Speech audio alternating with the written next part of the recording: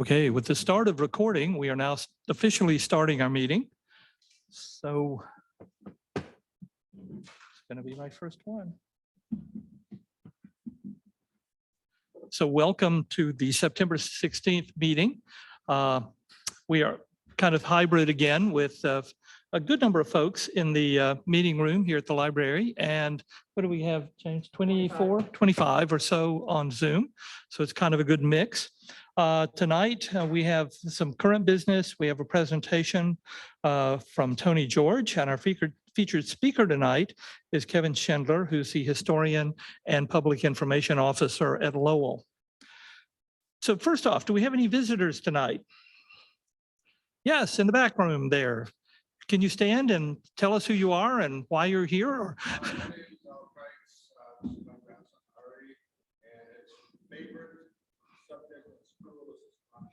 Good, excellent choice. You must like math. Okay, good. Cool, great. Anybody else is a visitor? Don't be shy. Maybe they are. Yes, over here. Yes, sir. Yeah, I came in as a visitor, but I joined. So now I'm... That's it. Thank you, sir. Thank you for joining. Okay. So we have a new member tonight. That's a good thing. Ted, thank you, Ted. Anybody else? Yes, over on the far side.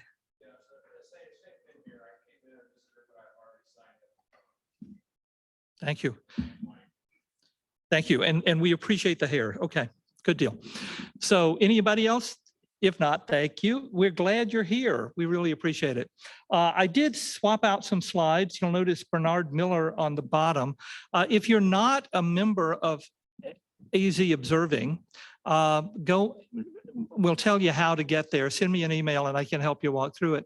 Bernard does a lot of beautiful astrophotography, and AZ Observing is a mailing list. So if you were going to go out observing or you're sharing some astrophotography, it really is kind of a nice mail list. It is separate from the EVAC list and our Facebook pages, but it is a great way, and Bernard has some really beautiful, beautiful images. So officers and board, I am the president, Claude Haynes. Our VP spot is still open. Secretary is Gordon Rosner, who is furiously taking notes at the back table. And our treasurer is Alexandra Nachman, who is in the back trying to rest up from all of the new membership flurry of signing folks up. And our board, Dave Kosho, John Kester, Bill Peters, Brooks, and Derek. See, Bill is here, Brooks. I think I'm missing others, but these are our board members. And I'm pointing this out because if you have any questions or anything, come see me or any of the other officers that are back in the back, and we'll be glad to chat with you and help you out if we can. But we also need you. Our club runs off of the volunteers who are members, and the officer and board elections are in November. So if you are interested in a position as an officer or a board member, we'll have more information about the election process in the next edition of the Observer. But we are looking for a few good men and women to help us with the club. We have a good core group of officers and board members. But unfortunately, over the years, we keep kind of changing deck chairs on the Titanic by moving seat to seat to seat. And we would really appreciate new membership in the officers and board. So if you are so inclined, give me an email. I'll be glad to talk to you about the positions and what's available. We do have some folks that are going to be term limited.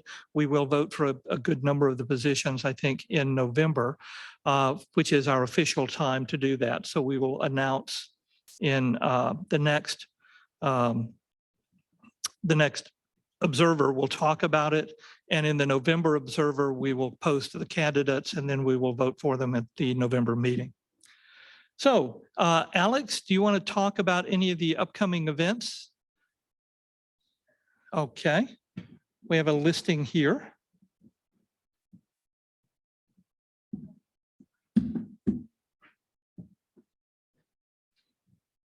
It's over to you. All right, so we have a lot of events coming up that we are going to need a lot of help with. So if you're interested in outreach or anyone watching this meeting is interested, please reach out to me. I don't know what my email is. I think it's like event coordinator at evaconline.org. But the thing that we really need a lot of volunteers for is October 25th. We're having an astronomy night at Chandler Gilbert Community College. So you don't have to volunteer. If you want to come hang out, please feel free to do that. But we desperately need volunteers for that. It is a new moon, so it's going to be nice and dark, but it is on a weekday. So that kind of sucks. But you guys can also come to these events too and come check them out and hang out. We're having an event at the Science Center. That's more of like a booth, so not as fun, but if you would like to help with that, we would appreciate it. We are doing something at the Arizona Diamondbacks game on September 18th. So if you are going to that game and want to say hi, you can, or you can come help out. I think we got a lot of volunteers for that, but please, we really need it. And then October 17th, I will be giving a presentation here in this room on stars. It is an adult only event, sadly, but that is going on. She said it's adult program, so maybe you can bring your kids, I don't know. But we'll have plenty of other family nights, so feel free to come to that one.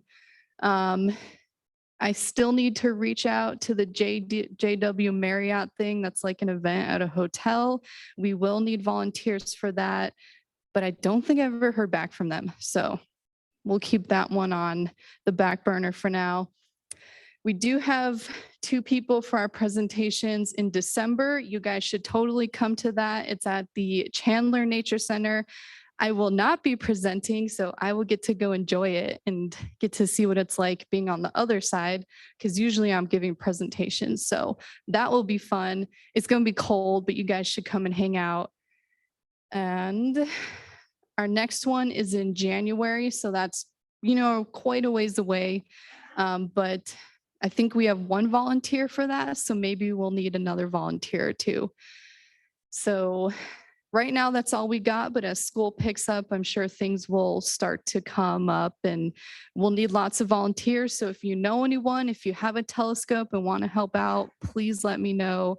I'll make sure I have the correct email in our newsletter, and I'm pretty sure it's posted on our website too. So yeah, come to the events. If you have questions about them, email me or volunteer to help. So yeah. So for adult astronomy, do we tell them the real Greek mythology, or do we just keep it kind of clean? So for the Diamondbacks game, we have people who are credentialed to help us set up and whatnot, but they did give us some tickets, and I have a couple of tickets available. So if you would like to come and just arrive a little before the game, but I can give you the screenshot of a ticket so you can get in if you want to come help. We're going to be in the Sandlot area, which is up on the 3rd floor near the Bobby Freeman and his organ. It's a play area. And so I don't know how many kids we're going to have. This is the first time we've done this, but it should be fun. And we'll see how it works out. I also spent the better part of the day at the Arizona Science Center for a STEM conference with teachers in the area and passed out a lot of information. So I'm hopeful that we'll get more interest on school star parties. Prior to the pandemonium, we did about 40 in a year, and that kind of got with a 2-year hiatus and everybody leaving or moving from one school to the other as it happens. We're kind of short on that, but I think that we will start picking up, and we're certainly trying to stress for that. As Alex said, it really is great fun. If you have a telescope that you can bring, it doesn't have to be a big telescope. It can be a small telescope. It's handy for us sometimes to have small telescopes because that's the kind of telescope some of the children may have, and they don't know much. So it isn't that you have to be a super expert on everything. If you can tell them the story of the Pleiades, or you can find a planet, or you can look at the moon, depending upon the night, It really is pretty simple. You don't have to think of yourself as an expert that would be able to answer all questions, because it's just a wonderful opportunity for kids to be able to look through a telescope and experience what it is like to view the wonders of the night sky without a picture or seeing it in an app on their cell phone. So at the Arizona Science Center, there also is an opportunity for a partnership in Apache Junction in Florence. This is with the Arizona Science Center and the Franklin Institute. They're looking for some people that will help with some poor schools or schools that don't have a very strong STEM program. And so they're kind of looking to set up a partnership. There will be a day of training on those. If you are interested, we don't have the dates yet, but I wanted to let you know. If you're interested in this and you live in HA or Florence or don't mind traveling, or you're visiting someone at the prison, just let me know, and we'll get you in touch with the people for the training. And then annual meeting, American Association of Variable Stars. It's going to be in Tucson this year, November 4th through the 7th. Go to their website. Registration deadline is October the 18th. I just got that today.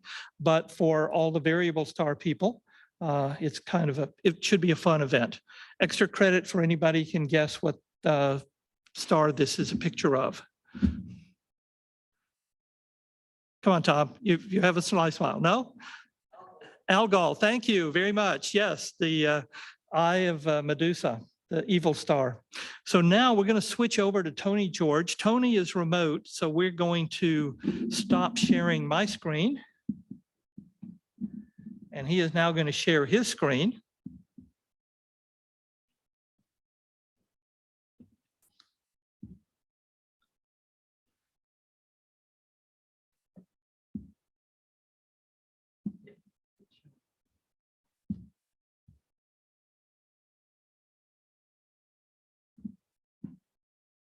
All right, Tony.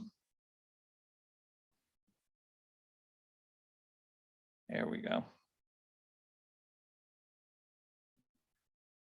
And miracle of miracles, it looks like we are all set on Zoom, and take it away, Tony, but you will need to unmute your microphone.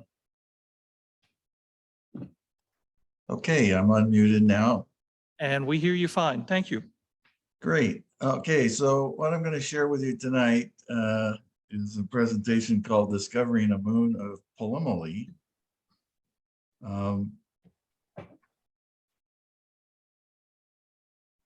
Get this to advance. There we go.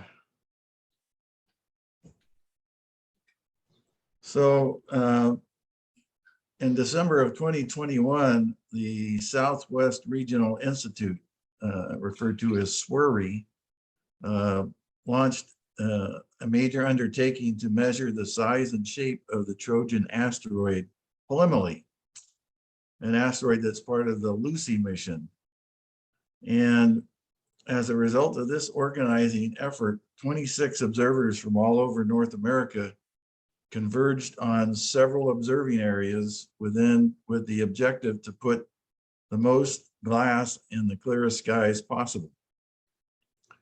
And as two of the participants, my wife and I traveled from Scottsdale, Arizona to Salina, Kansas to contribute one cord to the team observation.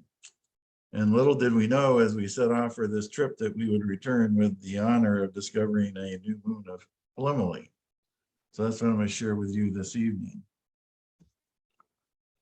So Polyemele is one of the Trojan asteroids, shown here as Jupiter orbits the sun and as they orbit the sun. And you may recall from last month's presentation that asteroids with stable orbits occupy Lagrange points L4 and L5 in front of and behind Jupiter in its orbit. So this is a graphical presentation of that happening. Now, if I change metrics here, this is shown here as the orbit relative fixed to Jupiter. So the yellow spot would be the sun, and then Jupiter would be over on the right. And you can see that the Trojan asteroids really do move around within that Lagrange point, either in front of or behind Jupiter.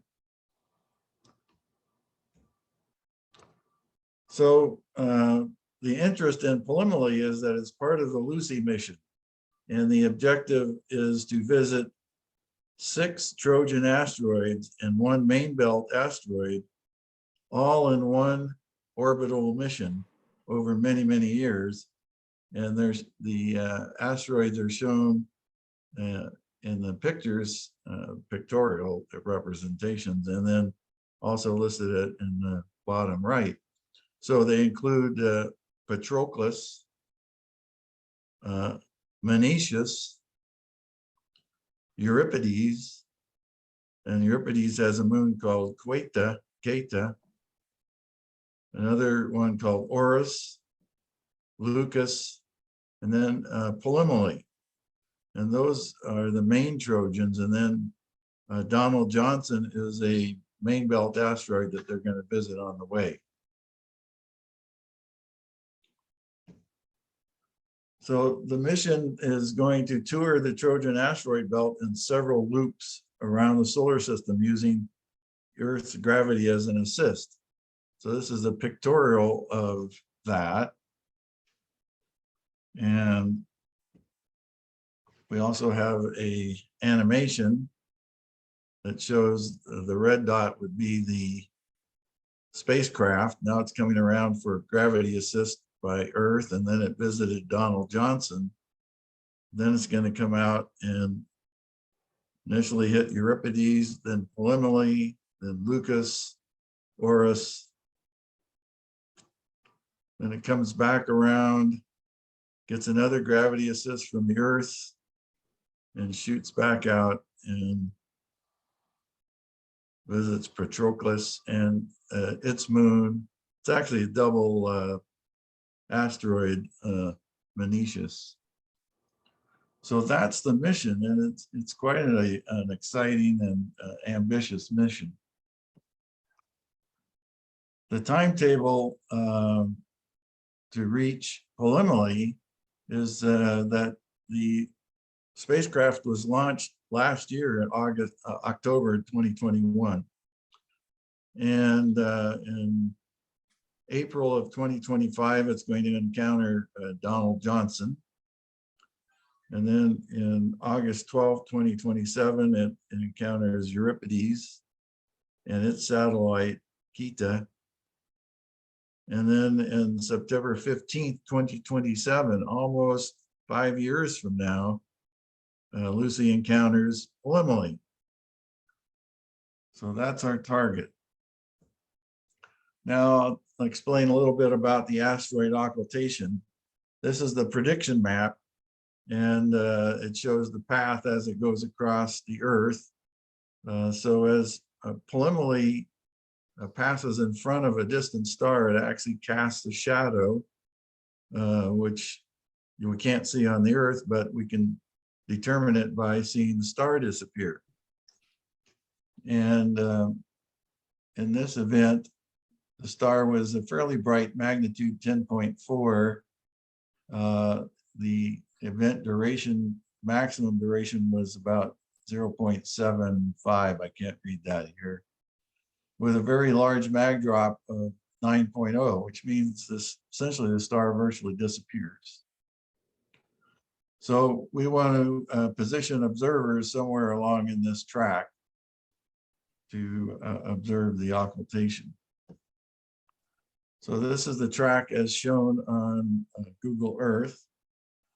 And the yellow pin here is ultimately my observing site in Kansas.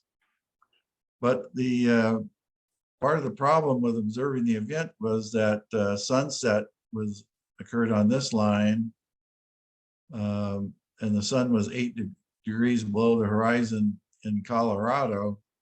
So it wasn't until we got over into Kansas that we had enough darkness to reliably set up and get a good observation. So that's why I had to travel all the way to Kansas.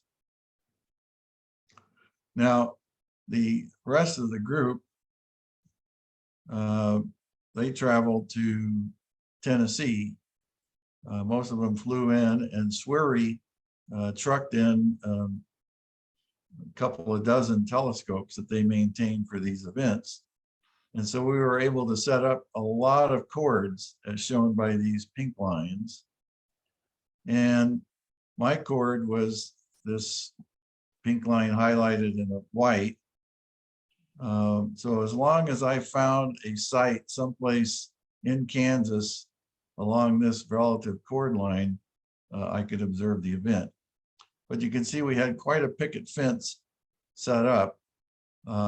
This black line here that goes through Minneapolis, Kansas, was the center line. Then there's a path edge up by Delphos and another path edge down here by Amelie. So this is the entire path width. Now to get there, we traveled quite a little route from Scottsdale here in Arizona over into through Albuquerque and up through New Mexico, and then through the panhandle of Oklahoma, and then finally up into Kansas. And I'd never been in New Mexico or Oklahoma or Kansas before, so it was a new territory for me. And we did quite a bit of elevation gain as we climbed the Continental Divide, starting out at about 2,500 feet. I live up by Carefree, and then all the way down to about 1,200 feet in Salina, Kansas. So it was quite an adventure for us. Took us a couple of days to get there. So we occupied an observing site. This is Salina, Kansas here. And we stayed in a little, in a motel at the intersection of the interstate freeway. And all we had to do is just drive a little bit to the east and go up a county road directly to our observing site. So it was a very handy observing site. Some of you may know the Dunhams, David and Joan Dunham. They were part of the overall expedition. They ended up at some sites a few miles north of me in this site. This is my observing equipment. I have a Hyundai Palisade that all fits in the back quite nicely. We used a CCD security camera, essentially a very low light camera, and then we feed that signal through a capture device into a small laptop. So we're just capturing the video signal. On the way to the laptop, it passes through a VTI timing device, which puts GPS timestamp on the video, and then it goes over to the laptop. So it's a nice little observing site, very secure and but good access to the sky. So here's a video that I recorded, and you may have just seen a little blink there. I'll play that again.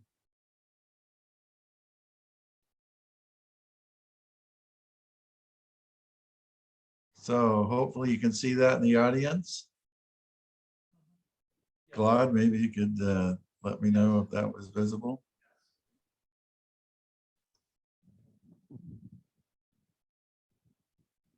Anybody? Yeah, we could see it. Okay, good.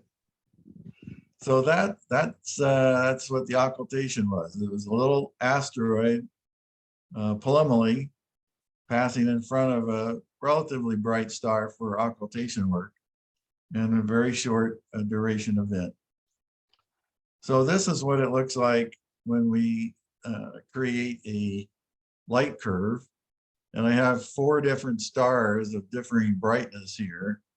And we want to analyze many stars in the field. So we want to make sure that if this is the event that I saw, this dropout, You know, are there other events similar? Like, could it be a jet contrary? Or could it be an owl or a bat or something flying in front of the star? So we want to try to make sure that our event is solid.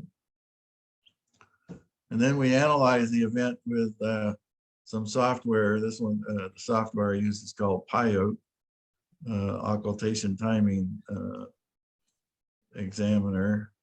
And sure enough, I had at least 6 data points. This is at shooting at a 30th of a second, and 4 right completely disappeared. So 2 partial disappearances and 4 completely disappeared. And that ended up with a disappearance at 01, 56, 19 point several digits universal time. And that turned out to be about 6 seconds late. So for my site, the predicted time was about 01, 56, 13. And the variance in that prediction was because of the, you know, NASA put a lot of effort into this, and a lot of people have perfected the orbit of Polyemele.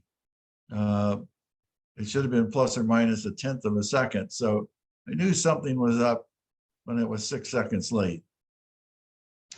Also, the maximum duration predicted was 0.73 seconds, about 3/4 of a second.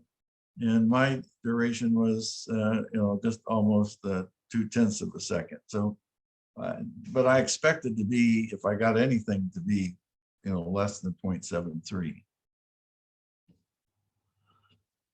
So, in IOTA, and then I'm a member of IOTA, and the International Occultation Timing Association,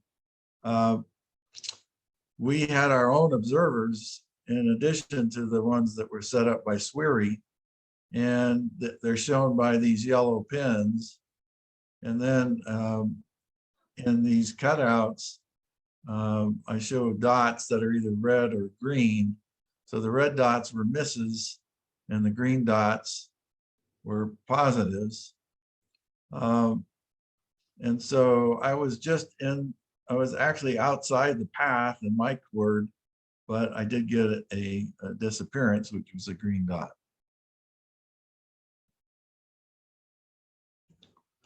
So the IOTA members, separate from the SWIRI expedition, we loaded up our observation results and sent them off to our regional coordinator, John Moore, and he plotted them and developed a preliminary ellipse fit, except that this is my cord, number 9.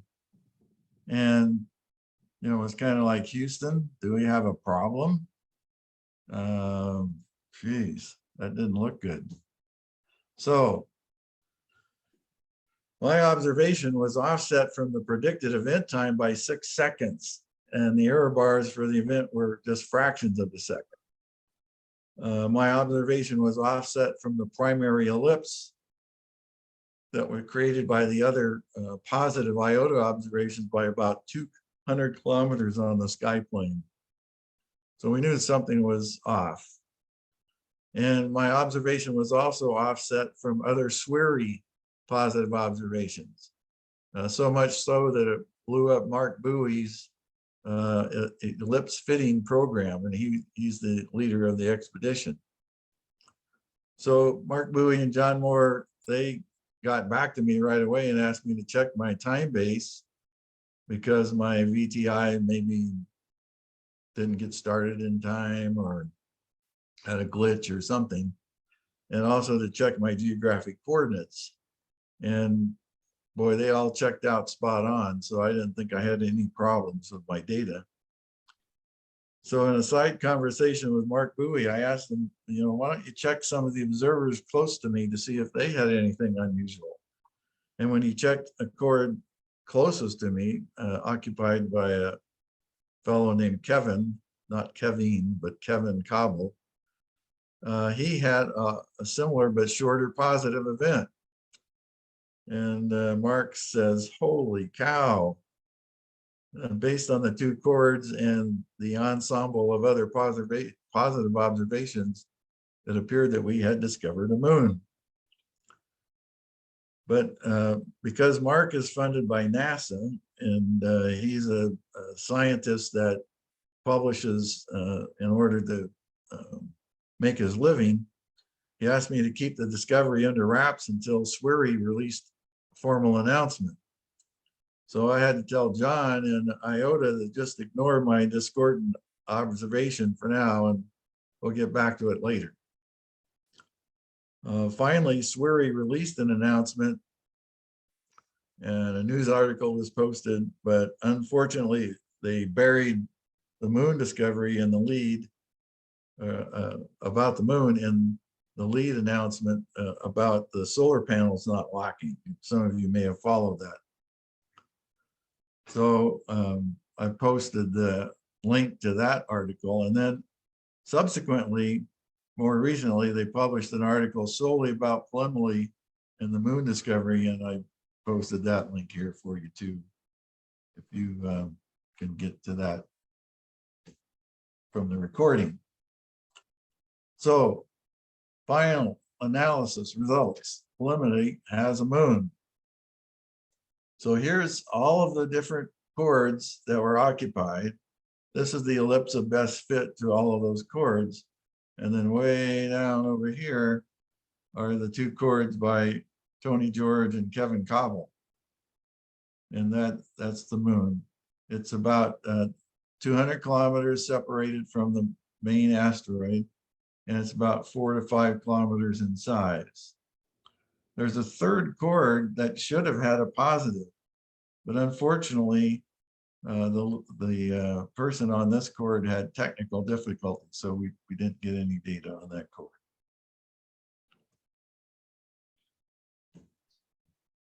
So now that we have a new moon, we have to come up with an unofficial name for it. The official names aren't put out for several years for some reason, and they go through all sorts of Greek mythology and that sort of thing. So it has to be something that's like a nickname that has no association with the Greek mythology of Polyemele. So SWRI observers decided to call the new moon Sean, after Sean the sheep. And it turns out that the mythical Polyemele translates to many sheep, at least by one of the, at least as reported by one of the team members that talked about the new name. So Polyemele's moon is going to be called Sean until they come up with an official name. So, summary, on a whim, and I mean really, I don't even know why I decided to go. I just decided to become part of the SWRI Polyemele team, and amazingly, my wife even agreed to accompany me on the trip. And what seemed like a long sought observation paid off with the observation of a lifetime, the clear discovery of a moon of a distant Trojan asteroid by occultation. So now we must wait 5 years and not even 1 month for the visual confirmation by the Lucy spacecraft. And I believe this will be the first visual confirmation of the discovery of an asteroid moon by occultation using a visiting spacecraft. Well, it'll be fun, but I'll have to wait 5 years for that to happen. So thank you for listening to my presentation. I also want to thank Mark Bowie and the entire SWRI team for organizing the expedition and providing the observation results and graphics. To NASA for funding our travel expenses, and for all the observers who contributed to the event, especially Kevin Cobble, who provided the confirming chord. Without his observation, I think people would have discounted my observation as being unlikely. John Moore, the coordinator in IOTA, for doing the preliminary analysis, and and my wife Connie for accompanying me, assisting me for an arduous 5-day round trip to the heartland of North America. So that completes my presentation. Great. Thank you, Tony. Any questions in the room? And James, do you have any questions on the Zoom? Not yet. Okay, if we have any come up, we'll forward those on, but I appreciate that. Thank you very much for the presentation. And if you And can, I could add that Wayne Thomas often puts out announcements of upcoming occultations to the EVAC groups and other astronomers around the valley. And you never know when you're going to, it could be any different observation. You might discover something very unusual or very important. And so I'd encourage you to watch for Wayne's announcements. And if you want to learn more about occultation astronomy, you can contact Wayne or myself or Ted Blank, another Valley observer who's very active in IOTA. So, We got, okay, thank you. one online and one. so we have one question. Could you ask Tony to describe the telescope that he used? Tony, could you describe the telescope that you used? It's a 12-inch Meade Schmidt Cassegrain. Has a focal reducer, f.3.3 focal reducer. And then I attach it's a Wattec 910HX video camera. Okay. We also got a question from Pat Thompson. Was your discovery due to being outside the main path? Well, yes, exactly. So every one of the chords is a unique chord, and the people that got misses, those chords are as important as the positives, because if you don't have a miss, you don't know where the edge of the object is. So I always feel okay if they put me on a chord that's predicted to be outside the path. That doesn't bother me, because I know the path is uncertain, the asteroid orbit is uncertain, and I could get a positive. So it didn't surprise me that, I had a short positive event, but when it was 6 seconds late, then we started suspecting something different. Bill, Yeah, what's the magnitude brightness of Polyemele? And do we have any estimate of the magnitude brightness of the moon? do you have any magnitude information on Polyemele and the magnitude of the moon? Yeah, Polyemele was a 9 magnitude drop, and so the target star was 10.3. So Polyemele at the time of the observation would have been 19th magnitude plus. And so that brightness is the combined magnitude brightness of Polyemele and its moon. So you could do a little area proportioning and figure out how much light is being contributed by the moon. But so yeah, they're 19th magnitude. Okay, thank you very much, Tony. We Okay. appreciate it. And we certainly appreciate the information on amateurs who are able to assist with professionals and make a good combination there. The fastest way to be a famous astronomer is to discover something that becomes famous, and then your name gets stuck with it, and that's a wonderful thing. Yeah, right now it's going to be named Sean. Okay. Thank you. So I'm going to do my share screen and we'll go back to here. And hopefully everything magically works. But I wouldn't swear to it. Okay, so we have a beginning telescope class that's starting very soon. James over here with his glowing name tag is the person who's going to be leading that. There is a small fee for the class. The sessions are Zoom classes, and then there will be weekly labs. So you can take your telescope to the lawn by the observatory and actually practice finding things and using your telescope. So if you are interested in the beginning lab, contact James over here or send James a message and he will get back to you and share the information necessary. And for Greco, we're open for public viewing, weather permitting, Friday and Saturday. We have lost a few interns. So we had some kids that were helping us that have returned to college or have graduated. We had one who finally graduated from ASU and is now doing master's work at UT in Tennessee, University of Tennessee. So if you are interested in volunteering, please see me because we can't always use people to help us. And the All Arizona Star Party. So this is an announcement that's preliminary, but you will see more about it in the Observer. It is Saturday, October the 22nd. We are not doing a Friday, Saturday event this year because this is the third weekend of the month and we have a meeting on the 21st. So we will be doing the All Arizona at the antenna site pending approval of BLM. We were looking for a different site. We found one north of Hovatter, went out with Paul Knauth. It had a good fun day. Unfortunately, my paperwork got kind of lost in the shuffle at BLM, so we didn't get approval yet.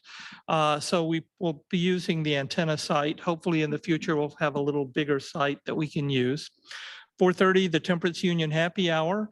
5 o'clock raffle, 5:30 dinner. So look out for information in the next edition of the Observer. And so our featured speaker tonight is Kevin Schindler. I do, since you are from Lowell, I do want to tell you something that I realized from Tony's presentation. Here, since Pluto was discovered at Lowell and it's now being referred to as a dwarf planet, not that any of us are upset by that, but if you remember back to one of the very first slides in Tony's, we are sending Lucy to a Trojan asteroid. They're the Trojans and the Hildes that are in the path of Jupiter. And Father Chris Corbally was the head of that group, which was trying to get a better planet definition. And he several years ago came and talked to us about that. It kind of got hijacked by some people. And one of the major reasons that Pluto was reclassified as a dwarf planet was because it hadn't cleared out its orbit. So if you want to start a petition to say that Jupiter should be reclassified as a dwarf planet because it hasn't cleared out its orbit, EVAC is behind you, okay? Kevin is the historian of Lowell Observatory, which is a fun job because there's a lot of history at Lowell Observatory, and also their public information officer. So Kevin, come take it away. Now we're going to do the joy of trying to get your PowerPoint to run. What could possibly go wrong? What could possibly go wrong is absolutely correct. So switch to that PowerPoint slideshow. I'm going to stop mine. That's what I need to do. I'm going to go to this. I'm going to end that. Did it. It did not, because I didn't go to that one. There we go. And we should have yours. And we should start. And that should work. And punch the button and see if it works. And there we go. We are. Nope, stop. We need to do one more thing.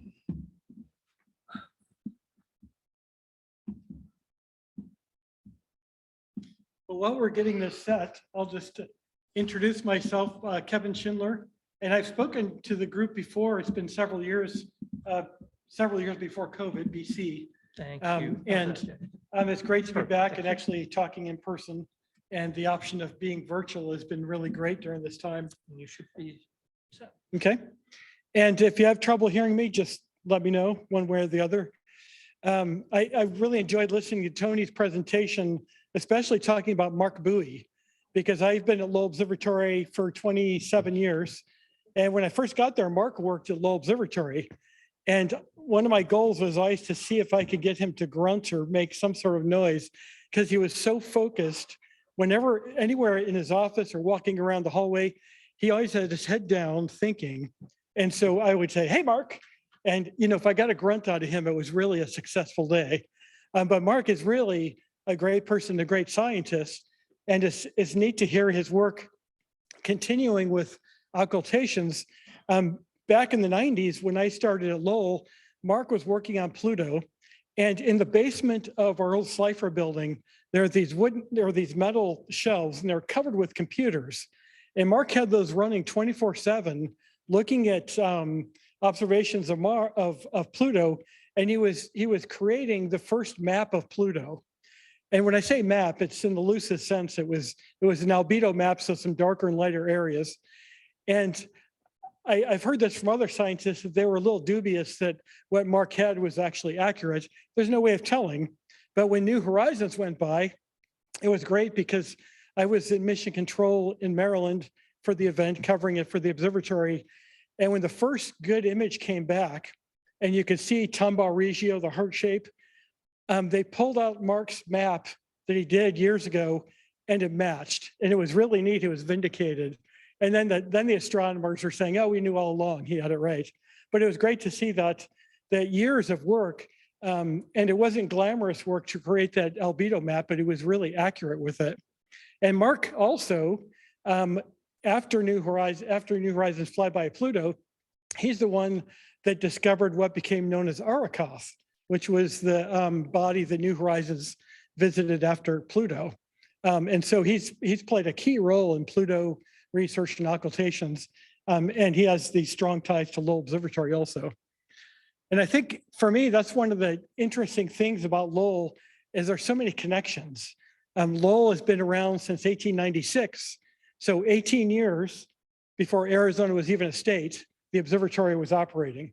And so the observatory and Flagstaff and the state all kind of grew up together and have been, you know, kind of closely intertwined. So that's a really great connection. And then in this room, Tom, who's involved in Lowell research right now, there's every time you come here, there's a great connection with the observatory. And you've probably had some other speakers from Lowell also. For my part, my title is historian and public information officer. And I think the historian part is more of what I do on my own for fun. But I've been able to, I managed the public program for years. And then I always wanted to have something available to tell the story of Pluto. So was able to do several books, which I have a few copies of, by the way. And to be able to document the rich history and also document what's happening today, because every day there's an important discovery or a research project or something that's really connected to not just Flagstaff or not just Arizona, but globally. And one of those is the DART mission, which I'll talk about in a minute. So for me, the observatory is neat because we've been doing research for a long time, cutting edge research. So we have this, and the Lowell Discovery Telescope is one of the most powerful telescopes in the world. We have this heritage of doing it for a long time. And then our founder, Percival Lowell, said, you know, what's the point of doing science unless you share it with people, make it accessible, and make everybody co-discoverers? You know, everybody who comes up, they might not have studied it, but look through a telescope and discover the universe for yourself. And that's really something we take really strongly at the observatory, to make visitors co-discoverers. And so we've got this history, we've got this research, we've got this education, all three of these things together. So I'm going to talk about a few aspects of these. I'm not going to talk about any one thing all night. I'm going to just hit on a few things. So the first I want to mention is the research. And now let's see here. It should go. Press that, it should move. Okay. Okay, keep going. Let's see if. Yeah, Okay, just kind of slow. So the observatory, we have a lot of research telescopes, but the cream of the crop is this one. This is the Lowell Discovery Telescope. And this year we've been celebrating 10 years since first light of the telescope. And it was a project that dated back to, gosh, I think 2004, when Discovery Communications signed a contract that they would support this project. So the telescope was originally called the Discovery Channel Telescope, which was really confusing because while Discovery put in a big chunk of money to help pay for it, it was still Lowell's telescope. And so when the contract was up and we renegotiated with Discovery, we changed the name to Lowell Discovery Telescope. So it's clear it's Lowell and Discovery's name is still in it. Plus kind of a double entendre of the discoveries we make with it. And so all this year, every month, we've been doing presentations highlighting the 10th anniversary of the telescope and some of the major research with it and how it works and the recoding of it and several different things. And so just last night, in fact, we had Kyler Keene, who is the head of our technology group, that was talking about stellar streams and globular clusters that have been ripped apart and some of the observations he made with this. One that is in the headlines everywhere is the DART mission, the Double Asteroid Redirection Test. And this has a lot of connection to Lowell Observatory, but observatories around the world. In this mission, they've been planning this for years. And this is the first test mission of planetary defense. So, you know, if an asteroid is coming towards us, you know, what do? Well, we try to deflect it off its orbit. How do we do that? Well, we have to practice so we know what we're doing. And so they chose this object, Didymos, and it's Didymos B or Dimorphos, or Didymoon is a nickname for it, which is kind of cute. And so the objective is to fly spacecraft out there and impact the smaller of the pair and observe if we're able to change its orbit some, with the idea being understanding how we can change the orbit of a body so it redirects away from Earth if that were to happen down the road. So this is not an Earth approaching asteroid. It's just one that we can use for test. Well, for years, astronomers using the Lowell Discovery Telescope, as well as others, have been monitoring this system to get a precise orbit of the objects. And then after impact, we're going to keep observing it and looking at the light curves, see if and how much that orbit has changed. And so the Lowell Discovery Telescope is one of the telescopes being used. Another telescope at the observatory, a 42-inch Hall telescope at our what's called the Anderson Mason Dark Sky Site. That's going to be used for follow-up observations. But that's just part of it, because there's going to be telescopes on all 7 continents that are going to be observing it after impact to see how it's changed. And so this is a really exciting mission because it's the first one, the first test mission for planetary defense. And so September 26th in the afternoon is impact. It's not even in the sky for us here in Arizona. It's really low, but you know, you can watch it on the NASA feed, and then in the subsequent days to see the observations. So it's going to be pretty fun to see what happens with that. So this is the telescope itself, the Lowell Discovery Telescope. How many of you have seen this? I know Tom has. Has anybody else been here? Well, I'll submit, you know, at the observatory, we like to share this and, you know, we don't take regular tours out here, but if it's possible for the group to organize a trip at some point, we would certainly be glad to host the group out here and give you a tour of this. It's so cool. It's a 40-meter telescope, one of the most powerful in the world because of the instrument cube down here that holds 5 different instruments. And so, you know, traditionally you have a telescope that might have an instrument on it, and okay, that's a photometer I want to use, a spectrograph. And you'd have to take that old instrument off. It could take hours or days, put the other one on, and you lose a lot of observing time. With this cube, you have 5 different instruments. And so in the matter of, I don't know, half a minute or so, you push a button and the instrument cube rotates and the light path goes through a different instrument. And so if you want to look at a comet, for instance, you can look at it with multiple instruments and almost simultaneously. So that makes it really powerful. And it's got one of the instruments on it is a spectrograph called Express.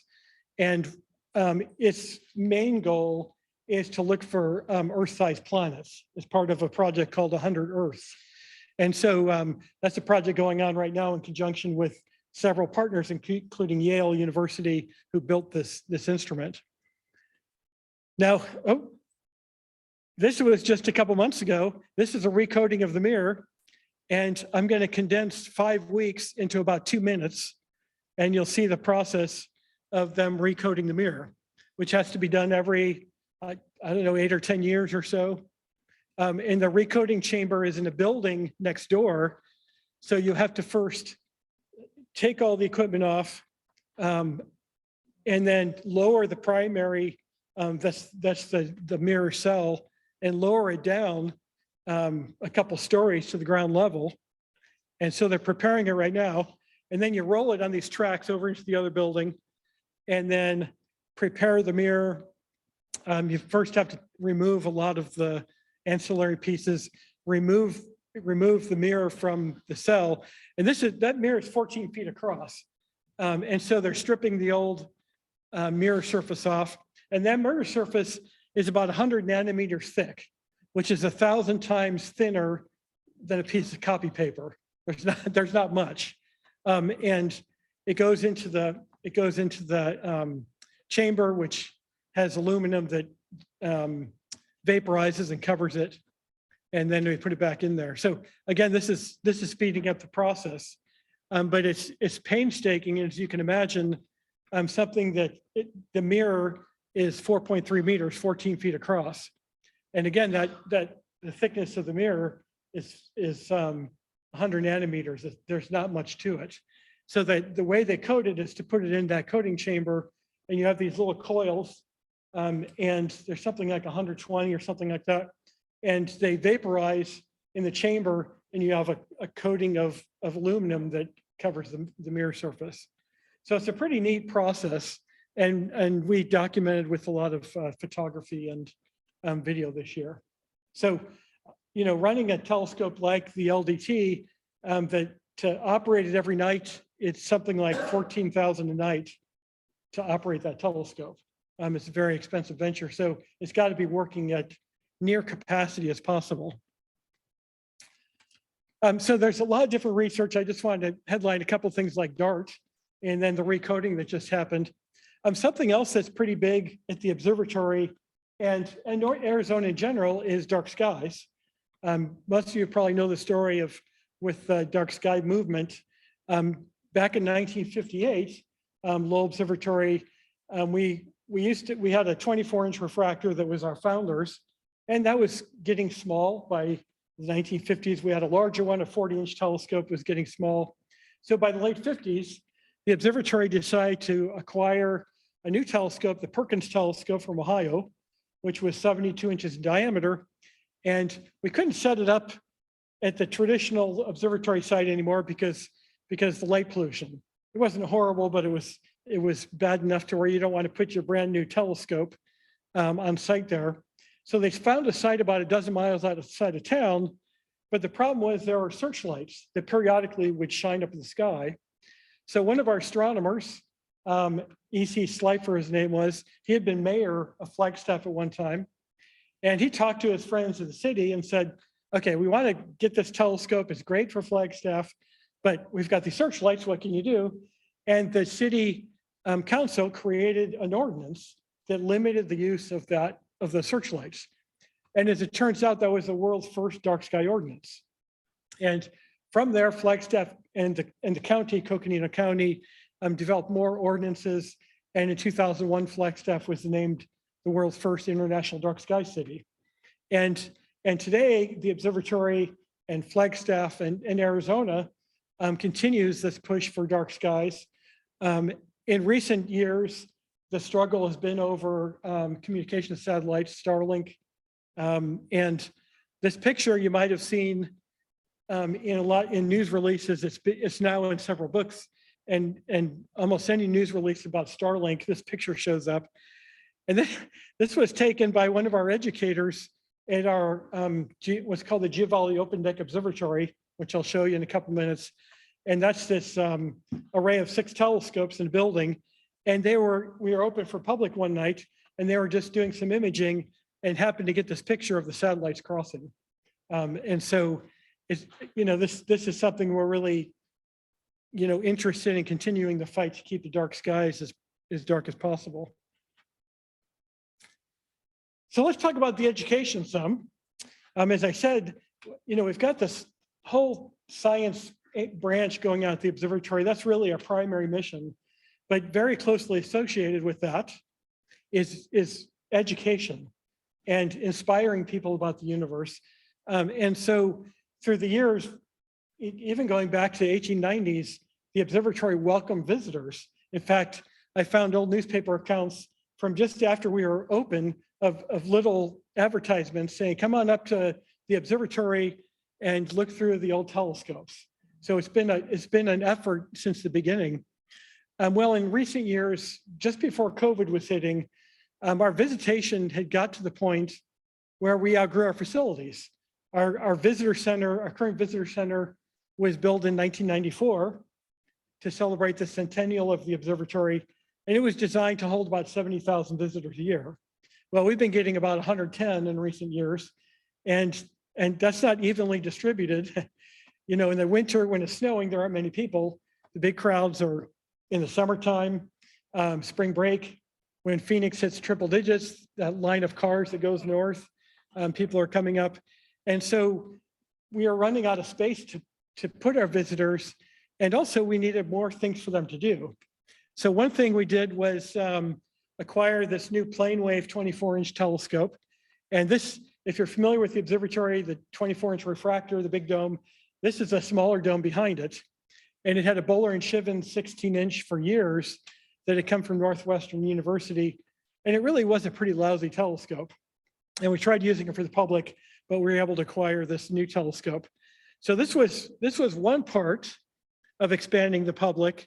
The next part, and this is kind of the main appetizer, is the Giovanni Open Deck Observatory. Who's looked through this? Has anybody seen this? Tom, a couple of you.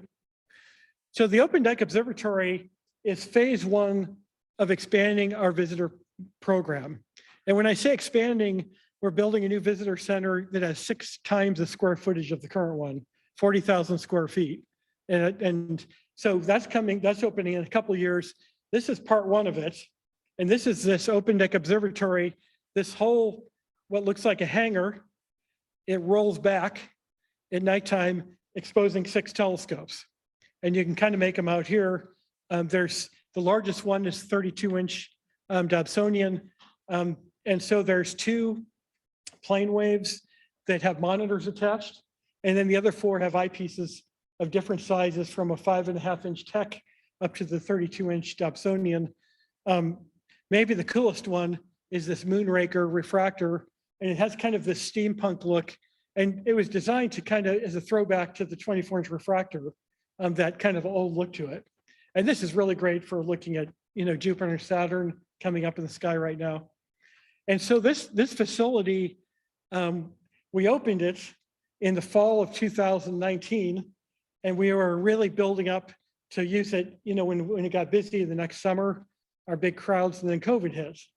And so we were able to use it when we reopened, but we still haven't put it through its paces because this summer we had monsoons a lot and it was wet, so our visitation was down. But the facility is great because it's an instant star party. You roll the building back and the telescopes, or you just point whatever you want to look at and they're set up.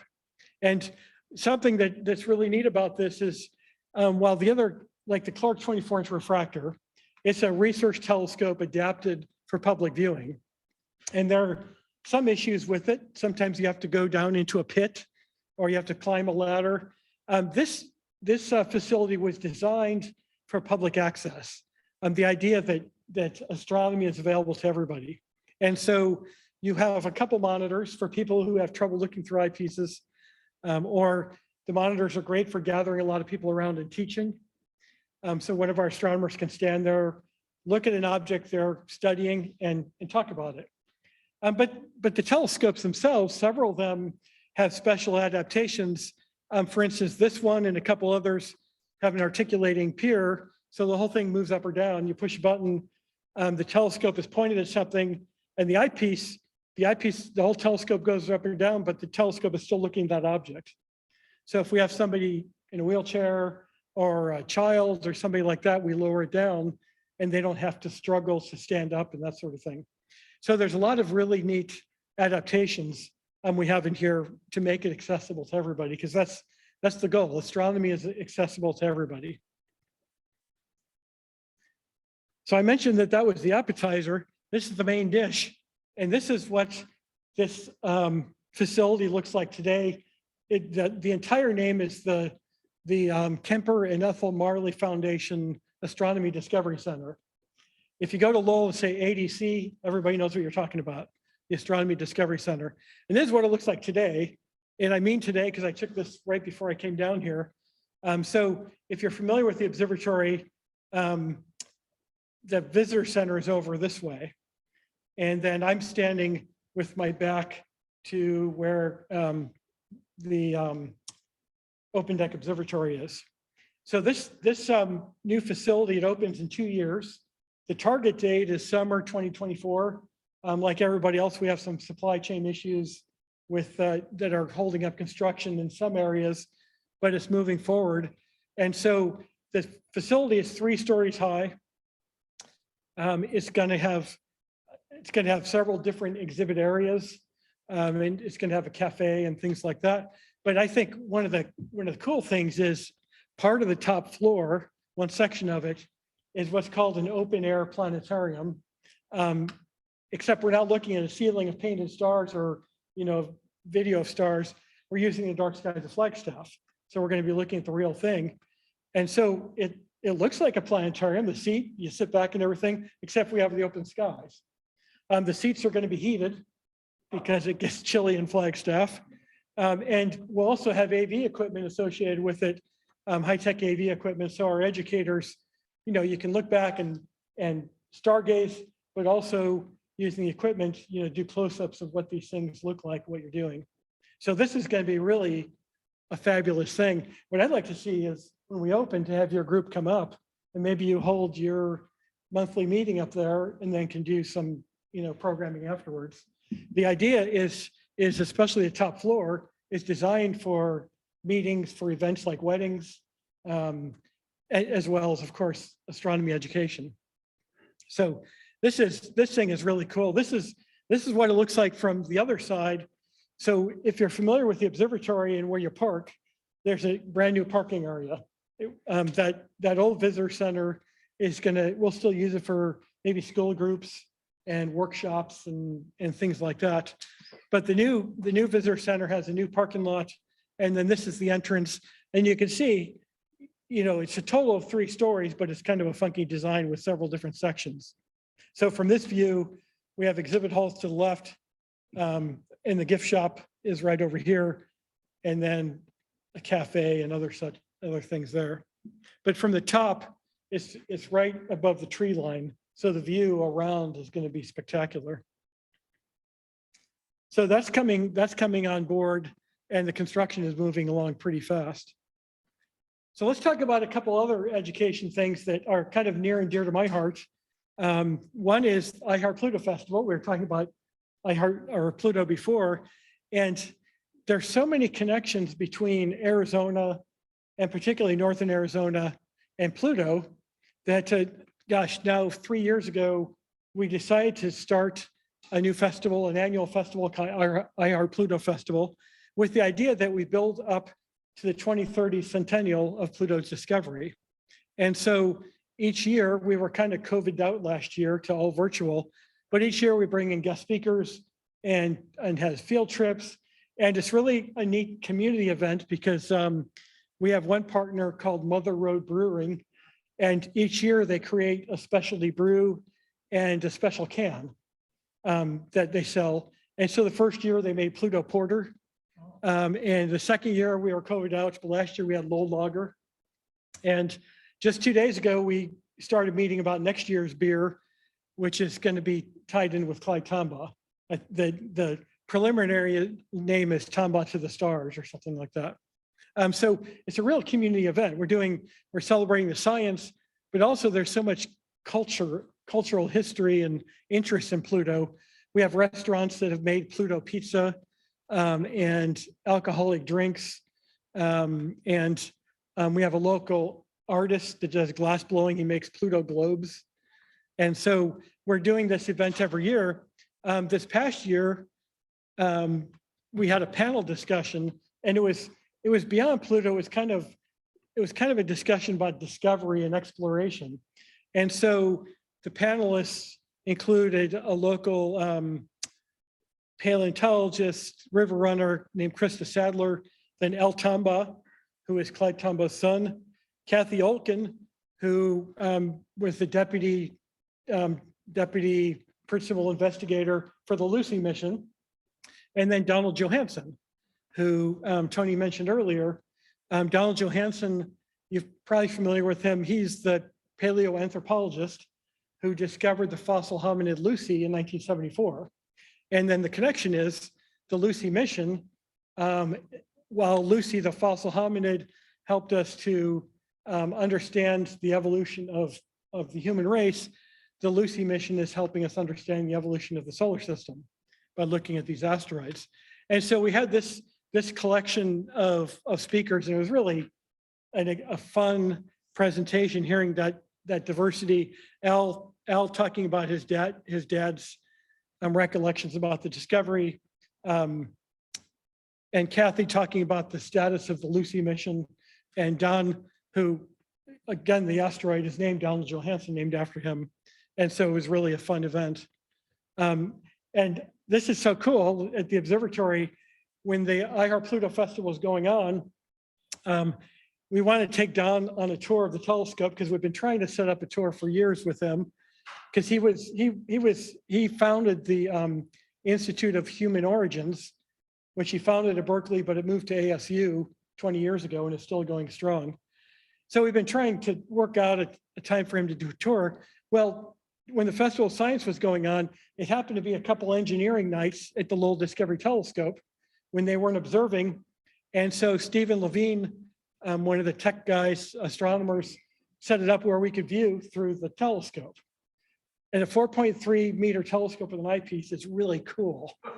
And so we did observing on a night that was, somewhat clear. There's Don Johanson right there. And this is Don viewing through the eyepiece. The last thing we looked at, Stephen brought up the fossil footprint nebula, NGC 1491. And so that was kind of an appropriate thing to end with.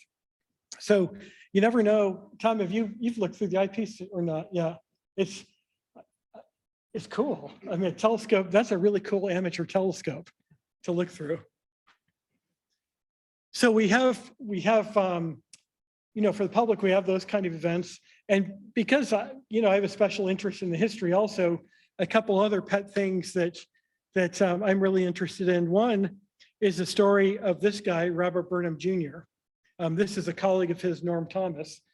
And this is at a blink comparator that when you come to the observatory, we'll take you in the basement, you can still see this old clunky thing from the 50s and 60s.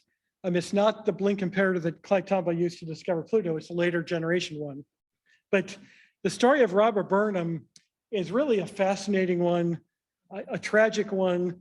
And for years at the observatory, if you came up and asked an educator about Robert Burnham, most would say, who?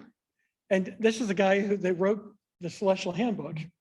And so, gosh, it's been more than a decade ago that Tom and Jennifer and got together and raised money for a plaque. And some of you might have been involved with this, a plaque for Robert Burnham that went along the Pluto Walk. And there's some family members here, some former colleagues and such. Well, several years ago, our trustee at the time, who liked to drive a backhoe around, and at one point he took power lines down once, he took the corner of a building down once, and once he dug up a gas line that luckily didn't rupture, otherwise he wouldn't have lived. Well, he wanted to move this rock, and it scraped up and this is along the Pluto Walk, if you're familiar with that, it scraped up the front of this, and our team tried to repair it, and then it's weathered also. So finally, thankfully, We've got money and it's ordered and it'll be here any day. And so we're replacing this one with one that actually looks good. So that was something that Tom was involved with years ago, but we want to do more than just fix this. We want people to know who Robert Burnham was and understand the story of him as best we can. And so a couple of years ago, we wanted to do a Robert Burnham Day, as it were, but then we got COVID. And so we couldn't do this. We wanted to do a little exhibit. Finally, a couple of months ago, we were able to hold this. So we had Robert Burnham Day. Our mayor, that's our Flagstaff mayor, he read a proclamation recognizing it as Robert Burnham Day. This is Norm Thomas's son. His dad worked with Burnham. So we did this, and then we had several speakers, and we did a live stream of this also, and the AV was really cruddy. And we apologize for that, but we still have it recorded. And it was really, I think, cathartic for some people that, you know, Robert Burnham, the story is being told. Many or most of you might know Brian Skiff. Tony Ortega is a journalist who years ago dug up the story of Robert Burnham and what happened to him. He flew in from New York. Donna Courtney is Burnham's only living relative, a niece. And there's Robert Redford. And then Bill Sheehan, many of you know, astronomy historian who's written several books. And so we had a panel discussion talking about Robert Burnham, and several times Donna cried because, you know, Robert Burnham died in obscurity.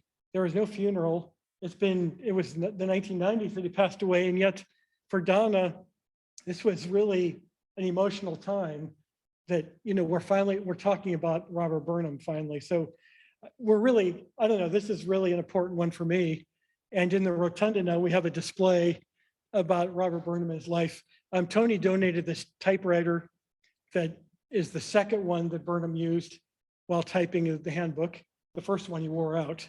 And there's some more, we have some pictures of the cats he drew. And if you're not familiar with the Robert Burnham story, you can find Tony Ortega's article online. And it's a really fascinating, tragic opera type story.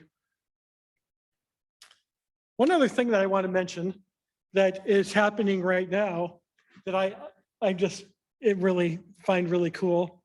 If you know the story of Clyde Tombaugh, is somewhere along the way you've heard about this telescope. So Clyde Tombaugh grows up on the farm in Kansas, and he got interested in astronomy. His uncle had a telescope he borrowed. Well, Clyde wanted to build his own telescopes, and he tried a couple, and they didn't work out very well. But then he started getting the knack of it and learning more about it. He dug a storm cellar.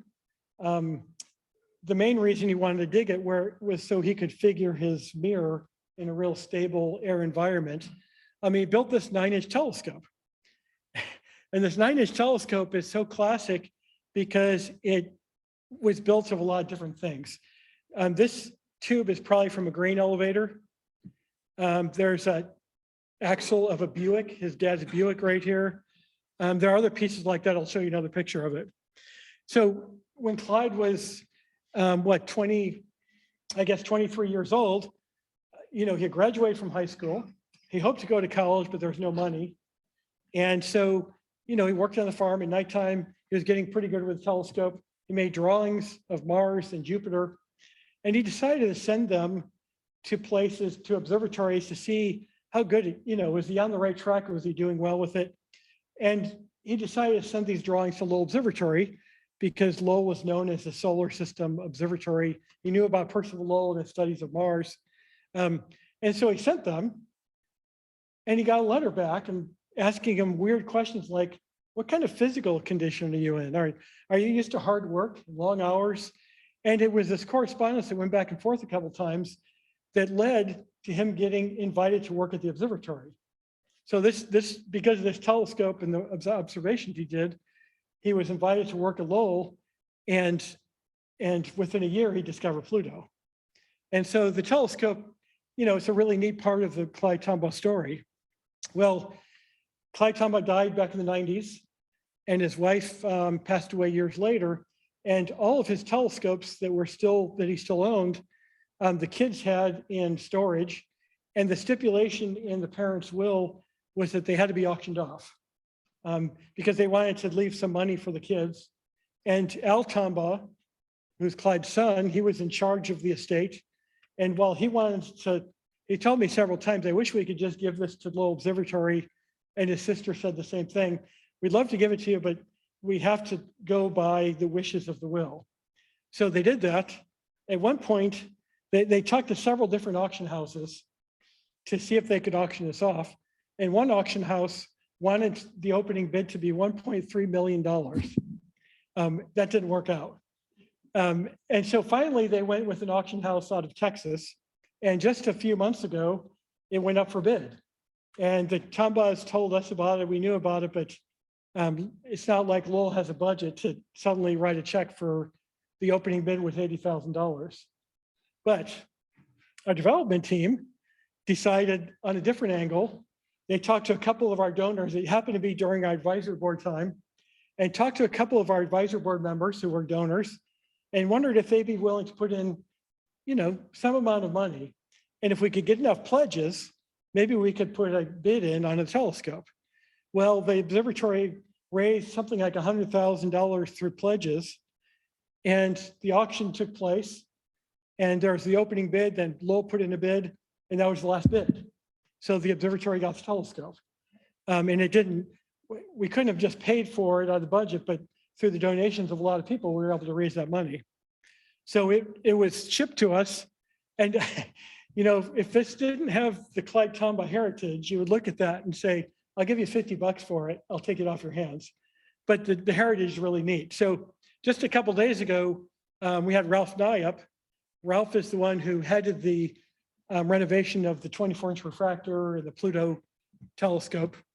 So we opened it up, and here's a picture of what it looks like. It's so classic. The conversation has been, okay, do we clean it up and repaint it and stuff, or leave it exactly like it is? And I think the consensus is, we have to clean the lens and everything, but it's so homemade. It's exquisite. There's this Coke can, that's one of the lens caps. As I said, there's on the other side where the counterweights are, there's a flywheel from some piece of farm equipment. There's an axle from a Buick, the grain elevator piece here. And it's just so homemade, so Clyde Tombaugh. And so the plan with this is we're going to put it on display in the Rotunda Museum, probably within the next several weeks. And then we think we'll be able to do some viewing through it, not very often, but occasionally, like the people who donated, who pledged, we'll open it up so you can view through it. But mostly we'll have it in the Rotunda as part of the Pluto story and the Clyde Tombaugh story. And, kind of connecting the dots of how did this 23-year-old farmer get from Burdett, Kansas to Lowell Observatory? It was by this ingenuity of building this telescope and what he was able to discover with it. One of the things that I thought was kind of neat about it, when we took the lens cap off, which was held on by a cotter pin, if you look closely, this writing here, it goes back to the 1960s of whenever he cleaned the mirror. So every time he cleaned the mirror, he wrote in pencil on here. And then there's a piece of cardboard over the lens, and he continues it on there. So it's this great history of Clyde Tombaugh's use of this telescope. That's really pretty neat. So that's something that's happening right now. We just got this in a week and a half ago, and so we're kind of working on that. So a lot of things going on at Lowell. I encourage you, I think a great speaker for a future program would be Nick Moskovitz, who may be working with Tom, could give a presentation on DART and what we found from the mission. But there's so many great projects like that going on at the observatory. I think there are a lot of great stories that you'll like to hear.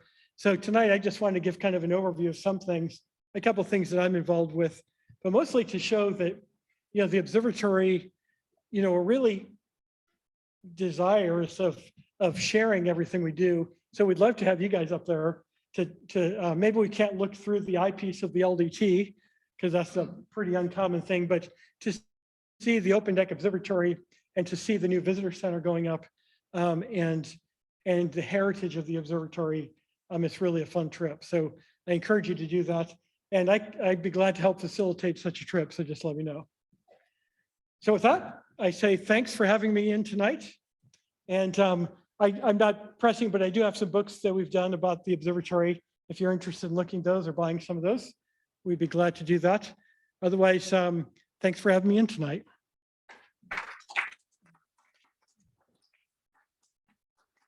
And I'll be glad to take any questions, or if you want to know more about the DART mission, Tom is playing a key role with that, and especially the post impact observations. And he's going to be up at the observatory, you said, for a couple months, right? 50 nights. And so certainly have a conversation with him of how that's going, because it's a pretty neat neat project. Any questions? And James, do you have any questions on this? No, Nope. okay. Well, thank you, Kevin. We really appreciate it. Thanks. And it was a wonderful lecture. And over here, you have some chance for some historical books. Our next meeting is on a date that I don't recall. So, and you, 21st. That would be October. Yeah, it would be the 21st. So yes, thank you. Got it. So we'll look forward to seeing you there. Thank you again. If you are interested in events, contact Alex, or if you're interested in the beginning telescope workshop, contact James, and we'll see you next month. Thank you.